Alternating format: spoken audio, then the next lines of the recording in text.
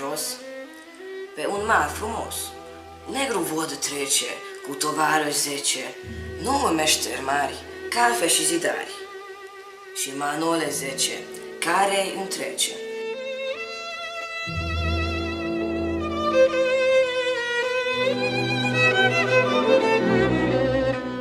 Merg cu toți pe cale, să aleagă în vale loc de mănăstire și de pomenire.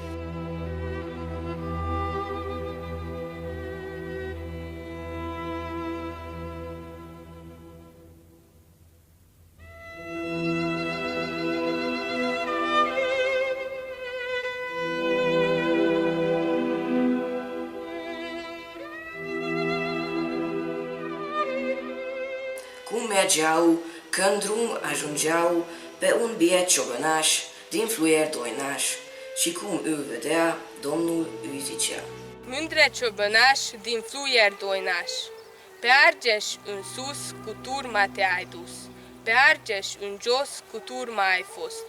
Nu cumva ai văzut pe unde ai trecut un zid părăsit și neisprăvit, la loc de ghindiș la verde aluniș? Ba, Doamne, am văzut pe unde am trecut un zid părăsit și neisprăvit. Câinii cum îl văd, la el se repăd și latră apuștiu și urla amorțiu. Când îl auzea, Domnul veselea și curând pleca spre zid apuca, cu 9 zidari, 9 meșteri mari și Manole 10, care îi întrece.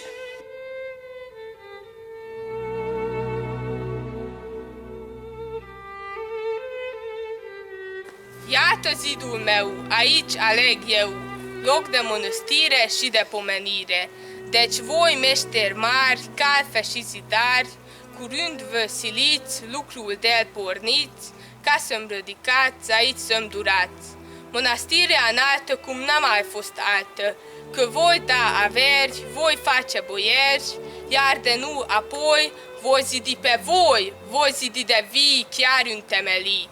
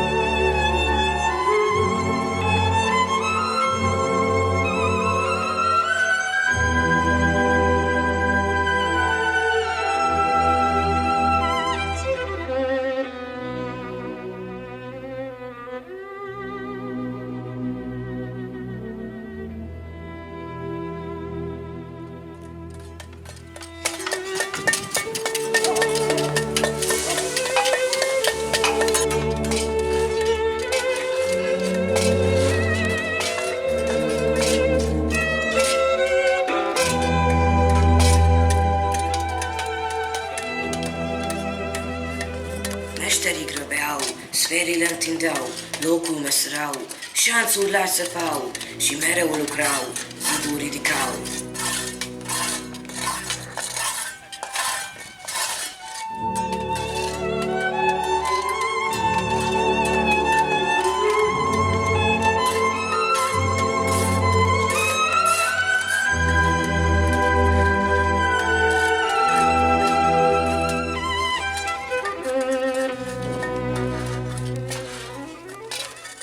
Dar orice lucra, noaptea se surpa. A doua zi iari, a treia zi iari, a patra zi iari, lucrau în zadar.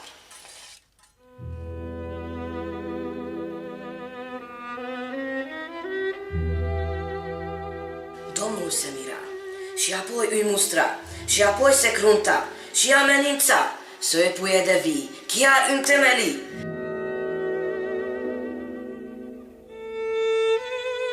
Meșterii cei mari, calfe și zidari, tremurau lucrând, lucra tremurând, zi lungă de vară, ziua până în seară.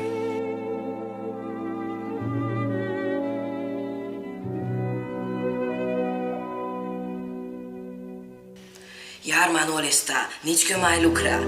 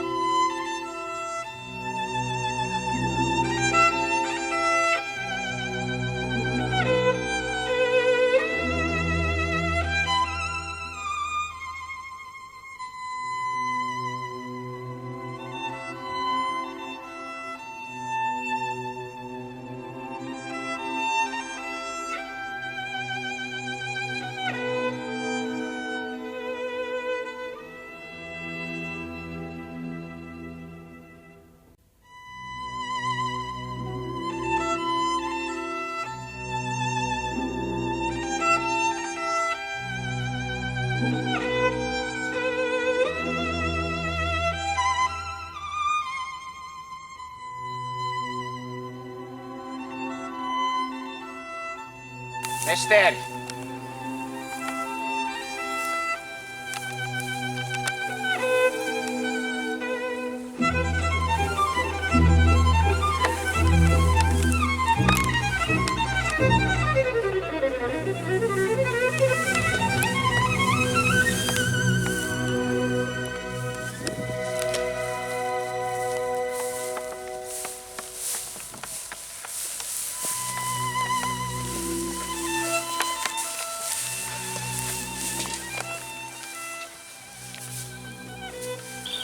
Nu, meșteri mari, calfe și zidari.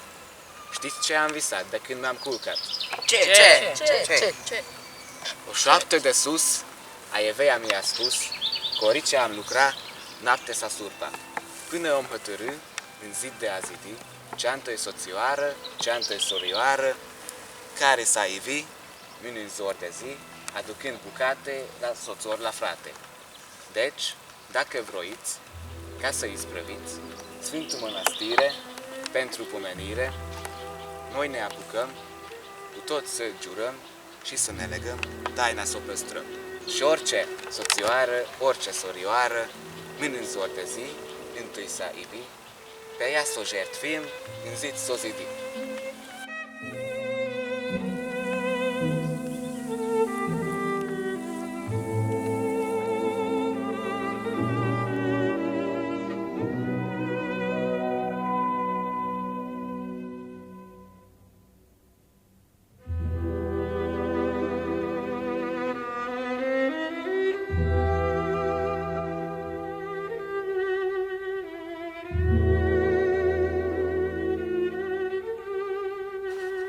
Iată în zor de zi, Manea se trezi și în câmp se uita, drumul cerceta.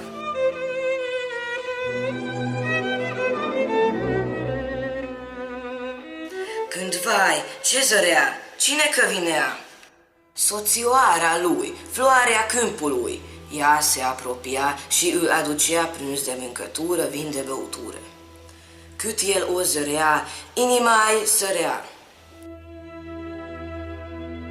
De Doamne pe lume o ploaie cu spume să facă pâraie, să curgă și roaie, apele să crească, mândra să oprească, să împrească în vale, să întoarcă din cale. Domnul se îndura, ruga-i asculta. Norii aduna cerul întuneca și cugea deodată ploaie spumegată.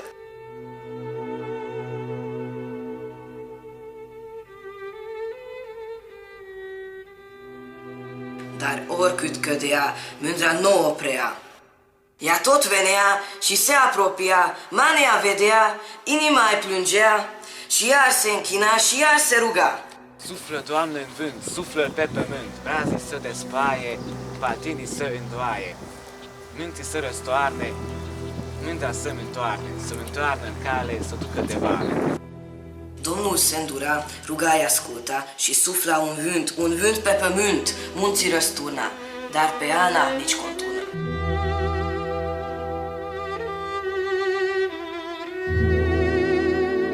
Ea mereu venea, pe drum șovăia și se apropia și amar de ea, iată că ajungea. Meșterii cei mari, cafe și zidari, mult înveselea dacă o vedea, iar Manea turba, mândra-și săruta.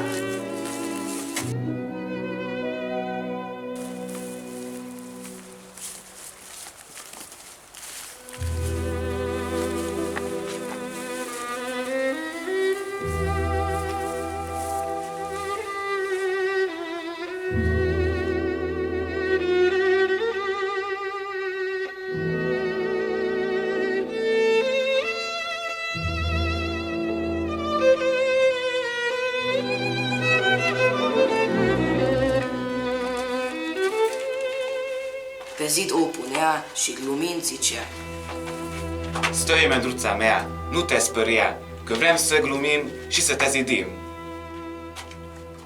Ana se încredea și se râdea, iar Manole ofta și se apuca, zidul de zidit, visul de împlinit.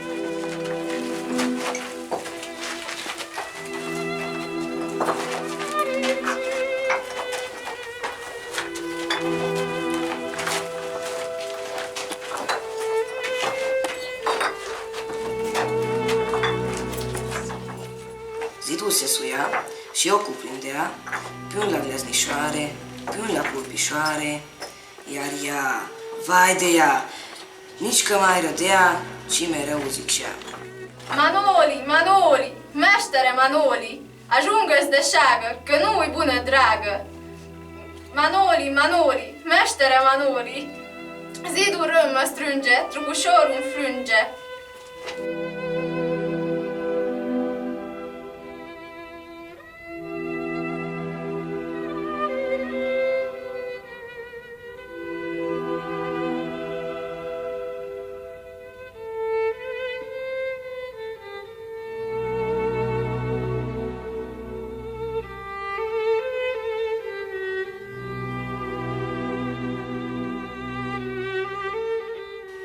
Iar manea tăcea și mereu zidea.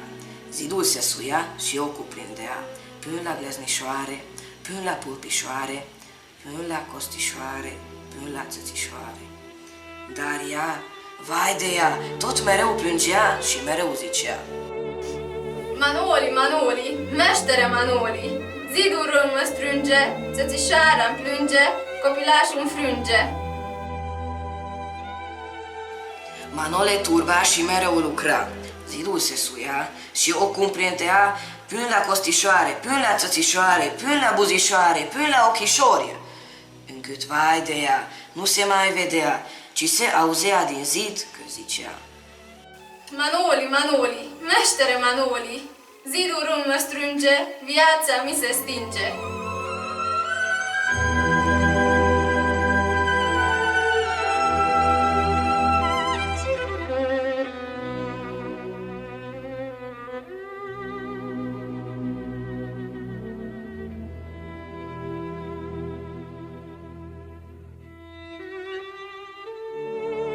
Pe age și jos, pe un mar frumos, negru vodă vine ca să se închine la cea mănăstire. Falnică zidire, mănăstire nată, cum n-a mai fost altă.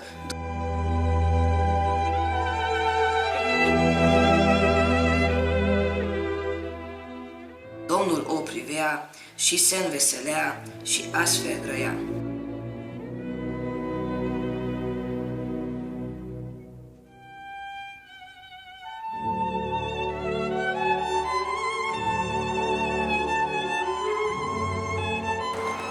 Voi, meșteri zidari, 10 meșteri mari, spuneți-mi cu drept, cu mână la piept, că aveți meșterie ca să-mi faceți mie altă mănăstire pentru pomenire, mult mai luminoasă și mult mai frumoasă. Iar cei meșteri mari, calfe și zidari, veseli se mândreau, apoi răspundeau: Ca noi meșteri mari, calfe și zidari, alții nici că sunt pe acest pământ.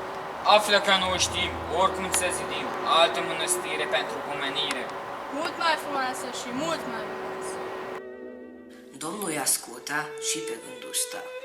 Apoi poruncea schelele să strice, scări să le ridice, iar pe cei zidari, 10 meșteri mari, să mi părăsească, ca să putrezească, colo pe grindiș, sus pe coperiș.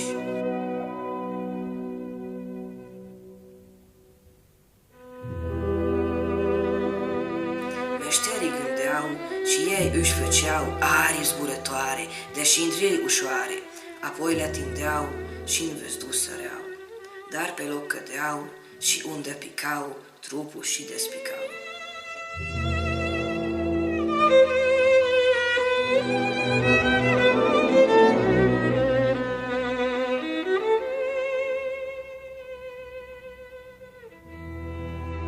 Iar bietul Manole, meșterul Manole, când se încerca de a se arunca, iată că auzea din zid că ieșea un glas nădușit, un glas mult iubit, care greu gemea și mereu zicea: Manoli, Manoli, meștere Manoli, zidul râm mă strânge, viața mi se stinge. Cum auzea, manea se pierdea, ochii se nevelea, lumea se întorcea, norii se învârtea și de grindiș, de pe coperiș, mort bietul cădea. Iar unde cădea, ce se mai făcea? O fântânălină cu apă puțină, cu apă sărată, cu lacrimi udată.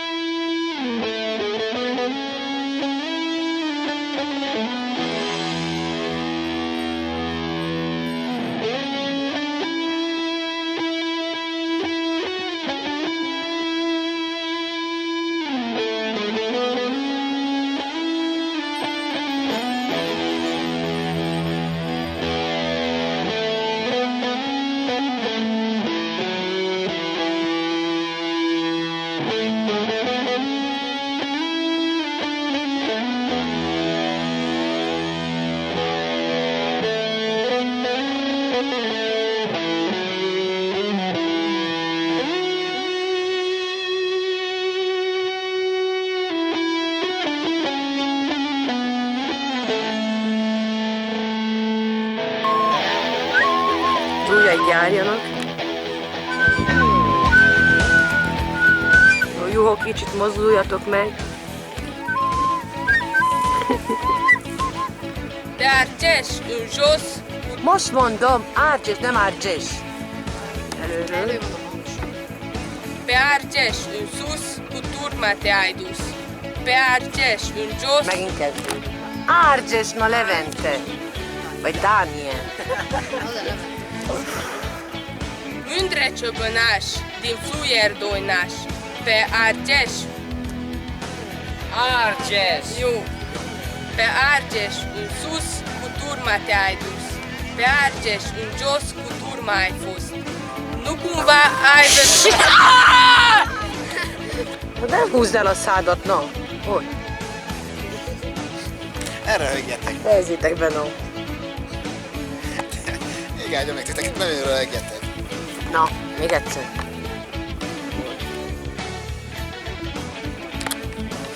Most nem röhögött senki, na. Kész? Na rázzátok ki, ami bennetek van.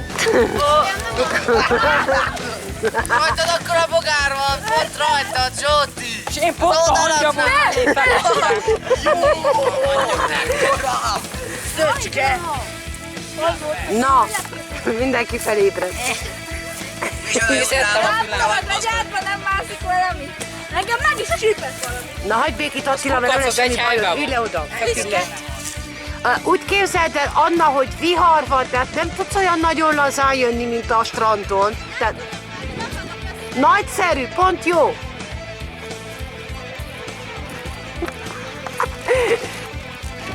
A juhok kész vannak? Kész vagy én, hamar menjél felé. Jó. Valami borús felhőt nem látok be. Az jó volna. Hó van.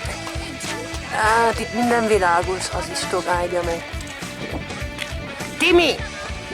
Igen, nem baj, ha fúj a szél, pont jó, hogy fúj a szél, és lebegteti, mert vihar keletkezik most, mindjárt. Jaj, adj Isten egy vihart. Da Doamne pe lume o ploaie cu spume să facă pâraie, să curgă și roaie.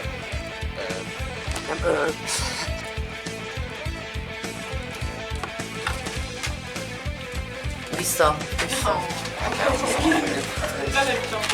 Anna, azt akartam mondani. Közelebb jön. Lássuk. Na lássuk. Menjek lenni? Menjünk.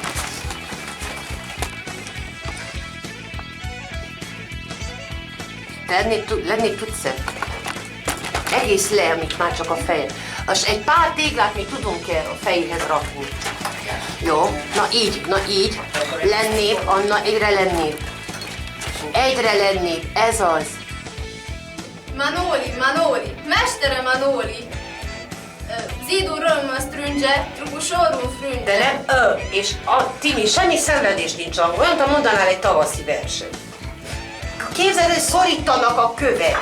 Be vagy oda falazva. Közel, közel, közel. Amennyire nem félsz csak. Jó. Esel le. Még messze az esés? Jó. De így lassan!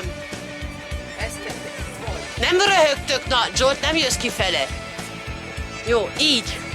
Te, iar unde cădea, ce se mai făcea? Iar unde cădea, ce se mai făcea? O fântână lină, cu apă puțină, cu apă sărată, cu lacrimi udată. Stop, jó.